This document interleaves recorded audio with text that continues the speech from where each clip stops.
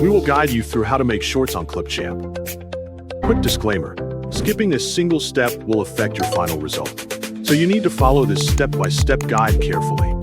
If this guide helpful, don't forget to like and subscribe. First, don't forget to comment if you still need our help or want to ask something, and we will reach you as soon as possible. Second, make sure Clipchamp is already installed on your device before you begin the editing process.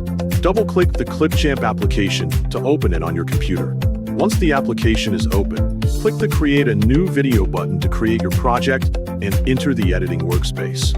On the left side of the workspace, click the Import Media button to add your video file to the project. Select the video you want to turn into a short video from your device storage folder.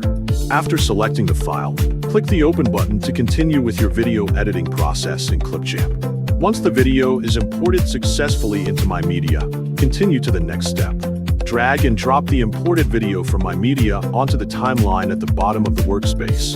For this example, click Content Library on the left side to access additional editing resources. I will add a fire overlay as a simple editing example to make the video more visually interesting. After that, click outside the preview window so you can continue adjusting the project settings. Next, click the size option at the top of the workspace to change the video dimensions. A list of available aspect ratios will appear for you to choose from based on your preferred video format. Select vertical 9:16, which is recommended for platforms such as Instagram Reels and TikTok to create engaging short-form content. After selecting the vertical format, adjust the editing elements, such as the fire overlay, so they fit properly within the new dimensions. Then, adjust the size and position of the main video to fit the vertical frame perfectly without cropping important content. Move the timeline back to the beginning of the video. Click the play button to preview the final result and check that everything looks correct before exporting.